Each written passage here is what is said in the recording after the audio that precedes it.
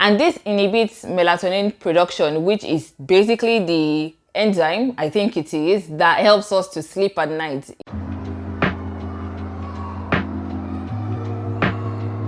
Hey fam, how are you doing today? Welcome back to my channel. My name is Tobi Achudume. Here on this channel, we talk about topics, tips and tricks that will help us grow fearlessly to the best versions of ourselves.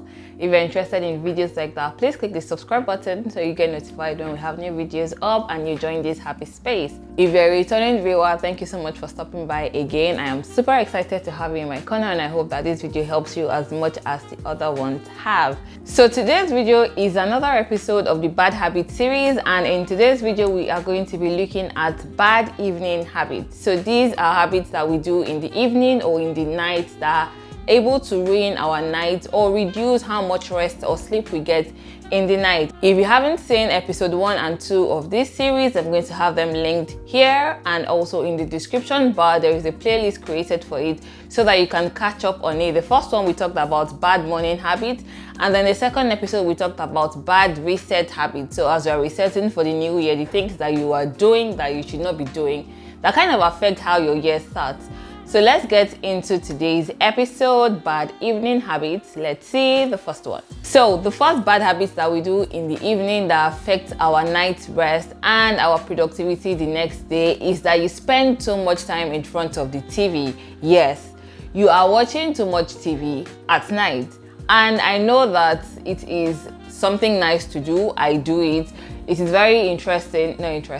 It is fun to watch a movie or a series or an episode of something before you go to bed in the night to distress from work, the hectic day that you have had at work or the hectic day that you have had at your business. It is something that we do to kind of distress and just rest and relax. I mean, we all say Netflix and chill. It may mean something different to some people, but Netflix and chill in the actual words means that you're watching something on Netflix and just relaxing, right? But right now we have gotten to the point where we're not just Netflixing and chilling, we have refused to leave the TV. And so because of the easy access that we have to series, movies, episodes and all of that, we are not leaving. And you need to leave so that you can sleep right and sleep properly. So not that I have anything against movies or series or TV in general, because I watch TV, but when you watch too much TV at night, the rays that come out, the light rays that come out of the screens, and this also affects your phone and your laptop. The light rays that comes out of these things are telling you that you still need to work because they kind of keep you active. This blue light mimics sunlight, so it is as if you're just in daylight, you're staring at the sun or you're just looking at the sun. And so the way sunlight keeps you awake is the way these lights keep you awake as well. And so this light inhibits the production of melatonin, which is the enzyme that helps us to sleep at night. I think it's enzyme that it is called. And so when this is not produced right, you are not able to sleep. It keeps you active. Number 2, eating a heavy meal at night. So it is advised that you should eat your last meal of the day 2 to 3 hours before you go to bed. For some people, this may be difficult to do because you come back from work very late and you still need to eat because you probably missed lunch and the whole cycle and all of that. But when you eat an heavy meal or when you have something heavy in the night, you are putting so much weight on your digestive system to work. So depending on what you eat, your digestive system needs to do the work of digesting the food that you have eaten, right? When you eat something heavy, it takes a longer time for this food to digest. So that is why they say you eat your last meal 2 to 3 hours before you go to bed.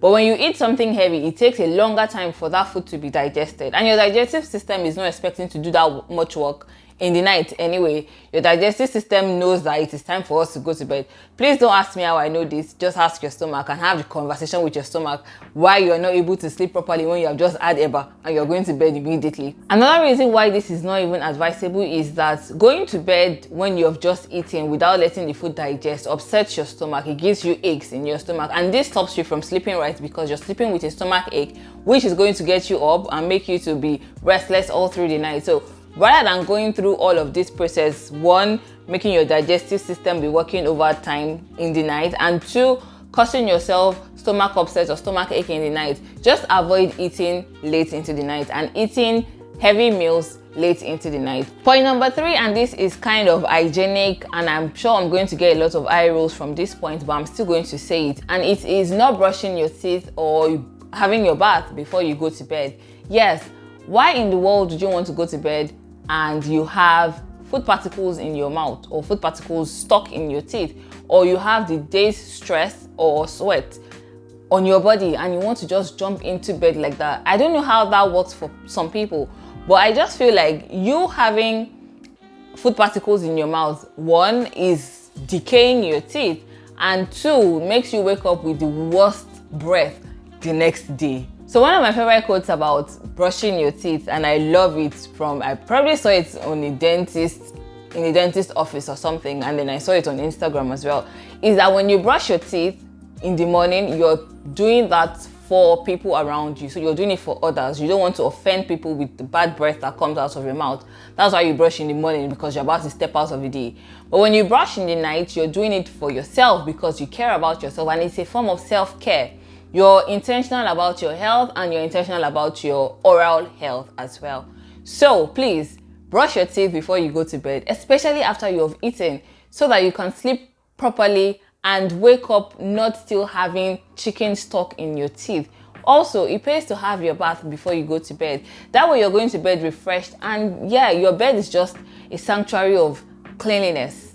Yes, let's do that this year, please. Number 4, not clearing your mind. I know that we have 1,001 things that we always want to do before the end of the day, and unfortunately we are not able to do 1,001 things by the end of the day. We don't even have 1,001 hours in the day, so that is impossible to do. And so because of this, you kind of have some ideas that are just lurking somewhere in your mind that you want to be able to quickly remember. And this is why I'm always saying that you need to write things down. If you go to bed with a cluttered mind, you are sleeping and thinking of all of the things that you still need to do when you wake up, and that's not a good night's sleep. So if you do not take the time to declutter your mind and take out all of the other tasks that you have not been able to do, just remove them from your mind to paper, literally, it is going to help you greatly to sleep better. So if you do not do this, then you are still active, your mind is still active. And going to bed with an active mind does not help you to sleep well, does not give you a good night's rest either. So I would advise that you take out your planner, your diary, your notepad, whatever it is, your note app, and just note down anything that you still have in your mind as an open tab, so that when you get up the next day, you are not struggling to remember. And going to bed this night means that you are not also struggling to not forget those things. You've put it down on paper, so when you wake up, you can see it and remember whatever it is that you need to remember to work on it, rather than you keeping it active in your mind, and that way you're not going to bed. So release yourself from the thought of work, release yourself from the thought of all the activities that you still need to do, the sales that needs to go through, the projects that needs to be done. Just release yourself from all of those things before you go to bed, so that you are able to sleep right, wake up with more energy, strength, and just a fresh mind to even look at these ideas and execute properly. Number 5 is going to bed with work. This one, I feel like I am looking at a mirror and just talking to myself. Although I don't do this anymore. I used to do this all the time, and that is going to bed with my laptop, because for whatever reason, I just feel like it's not late yet. It's not time for me to go to bed, and I still want to finish a particular task. Now, kind of like the first point where the blue light rays kind of affect your eyes and makes you unable to sleep, this one is literally you telling yourself that you're in bed but it's not time to sleep. And so your bed is not a place for sleep, it's also a place for work. It's kind of like you relating your bed to your work desk in your room, or relating it to an office space, because you've literally just gone to bed with your laptop. So the more you go to bed with your laptop, the more your brain kind of gets used to the fact that bed is not for sleep, but it's for us to continue working.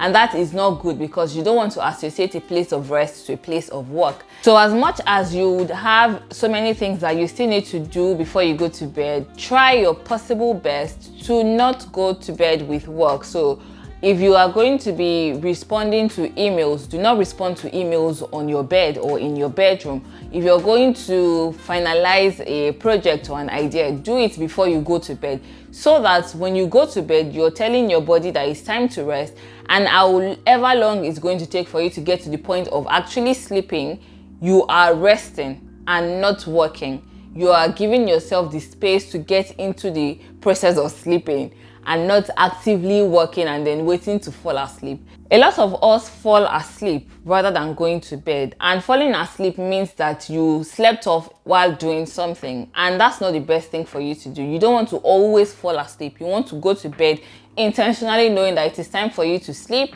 and that's what you're going to do. You're going to sleep. That helps you better, even helps you to have a better night rest and wake up active and ready for the day. So these are 5 bad evening habits that we do consciously or unconsciously, intentionally or unintentionally, that affect us and affect our productivity the next day, and you want to stop doing this. In the next episode, we're going to look at bad habits that affect our spiritual growth. I hope that you enjoyed this video. Please let me know if you did. Give it a thumbs up, give me a comment in the comment section, and do not forget to share with your friends and family. Till next time, bye.